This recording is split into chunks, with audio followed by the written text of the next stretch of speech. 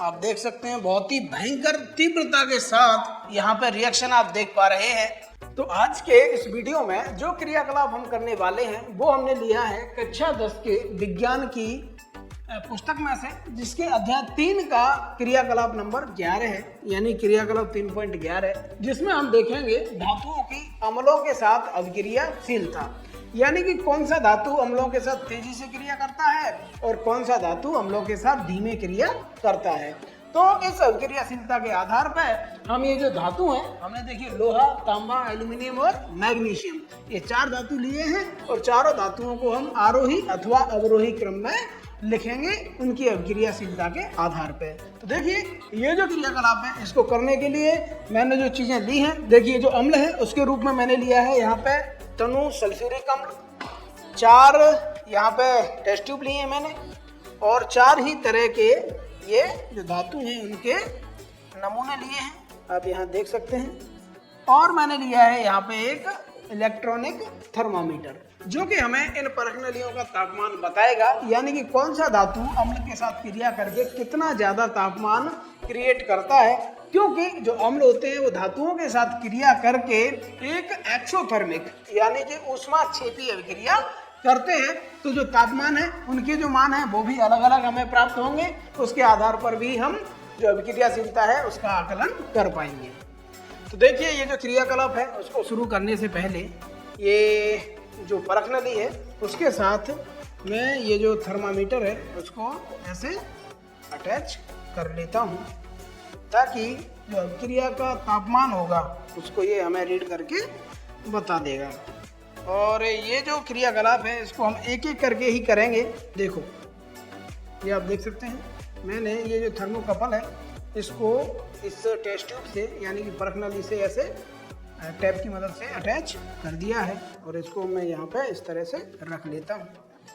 अब ये जो सल्फ्यूरिक अम्ल है, तनु सल्फ्यूरिक अम्ल, उसको इस परखनली में डाल लेते हैं। तो हमारा जो तापमान है वो 28.7 यानी कि लगभग 29 डिग्री सेंटीग्रेड हो गया है। तो मैं यहाँ पे 29 डिग्री सेंटीग्रेड इसको लिख लेता हूँ।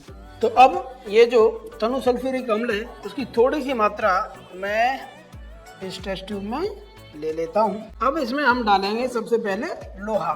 जैसा कि हमने ये जो सारणी है उसमें लोहे को सबसे ऊपर लिया है, तो सबसे पहले हम इसमें ये देखिए ये जो लोहे की बॉल है इसको इसके अंदर डाल देते हैं।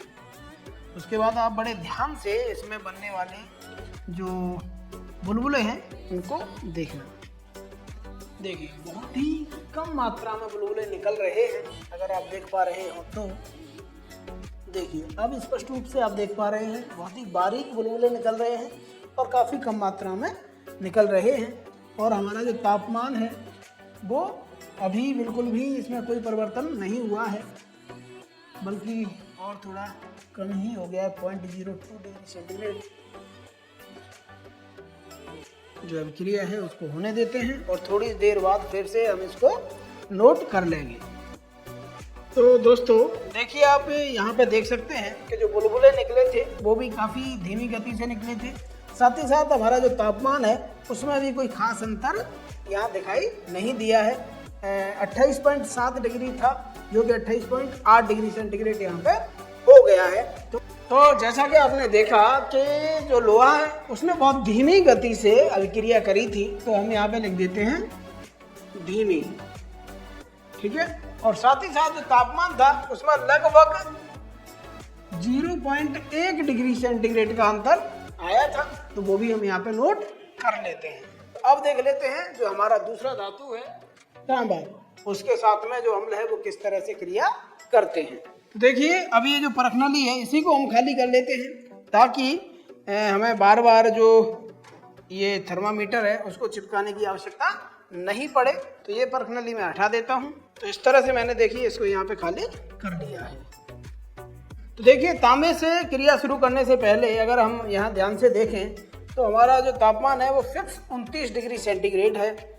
और मैं पहले इसमें देखिए अम्ल और डाल देता हूँ, उसके बाद इसका जो तापमान है उस पर थोड़ा सा ध्यान दिलाएंगे। ये देखिए तो अम्ल है वो मैंने ले लिया है। जो तापमान है लगभग उतना ही है अब ये जो कॉपर है यानी कि तांबा है, इसको भी मैं इसमें डाल देता हूँ और उसके बाद इसकी जो तीव्रता है उसको भी देख रहे हैं। यहाँ पे आप देख सकते हैं कि हमारा जो तांबा है वो बिल्कुल भी कोई रिएक्शन इस अम्ल के साथ नहीं कर रहा है, कोई भी बुलबुले हमें यहाँ पे दिखाई नहीं दे रहे हैं और इसका जो तापमान है उसमें भी कोई विशेष अंतर हमें यहाँ दिखाई नहीं दे रहा है। तो जैसा कि आपने देखा कि तांबे ने लगभग अभिक्रिया करी ही नहीं थी, तो हम यहाँ पे लिख सकते हैं अत्यधिक धीमी गति, और साथ ही साथ जो टेम्परेचर था उसमें भी लगभग कोई भी परिवर्तन नहीं हुआ था, यानी कि लगभग 0 डिग्री सेंटीग्रेड का परिवर्तन जो तापमान था उसमें हुआ था। तो अब देख लेते हैं एल्युमिनियम को, इसके लिए भी देखो वही प्रक्रिया है। पहले तापमान दिखाओ कितना है, तापमान है 28.3 डिग्री सेंटीग्रेड। अब हम इसकी जो अभिक्रिया है उसको भी देख लेते हैं। इसकी जो तीव्रता है वो आप देख सकते हैं वो काफ़ी तेज है, लोहे से भी बहुत तेज है और कॉपर से तो बहुत ही ज़्यादा तेज यहाँ पे आप देख रहे हैं। ये देख रहे हैं आप, बहुत तेजी से इसमें बुलबुले निकल रहे हैं। तापमान है वो भी लगातार बढ़ रहा है, 31.1 डिग्री सेंटीग्रेड यहाँ पे तापमान हो चुका है और हमारी जो रासायनिक अभिक्रिया है वो भी लगातार तेजी के साथ हो रही है।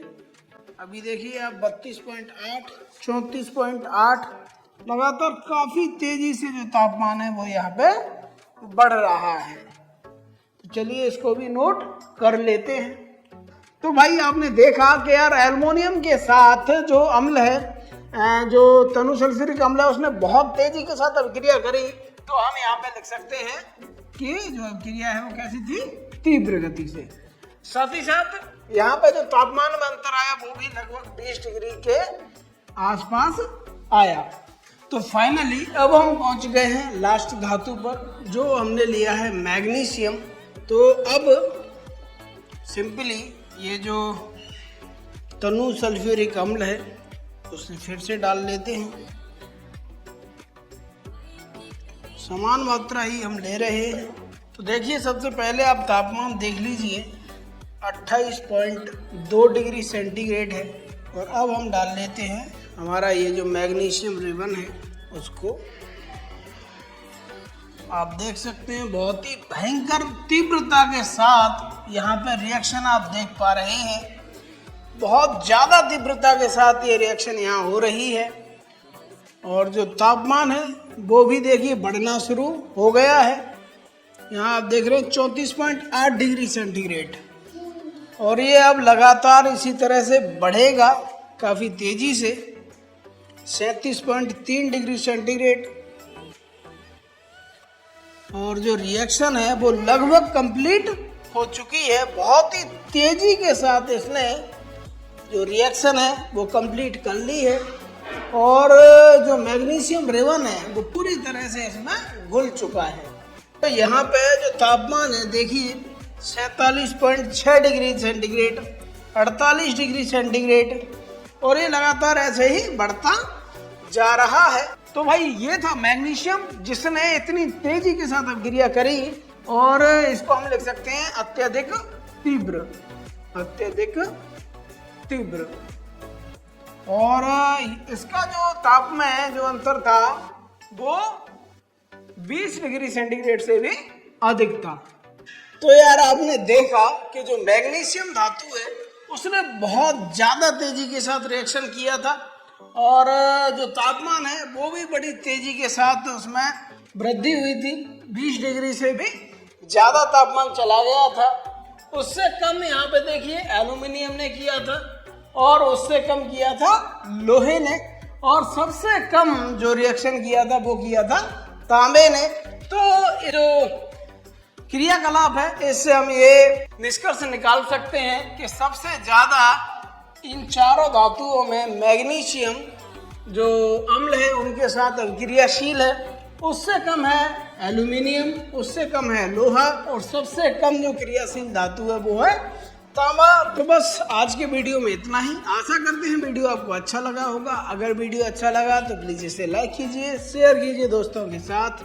चैनल पर अगर पहली बार आए हैं, नए हैं, तो चैनल को सब्सक्राइब कर लीजिए, क्योंकि इस चैनल पर हम इसी तरह के कक्षा 6 से लेकर के 10वीं तक के विज्ञान की किताब में दिए गए जितने भी क्रियाकलाप हैं उनको यहाँ पर करके देखते हैं और सीखते हैं। एनसीईआरटी की पुस्तक हो या फिर राजस्थान की यानी RSCERT की, सभी पुस्तकों के जो क्रियाकलाप हैं हम उनको यहाँ पर करके देखते हैं। तो फिर मिलते हैं ऐसे ही किसी और वीडियो में।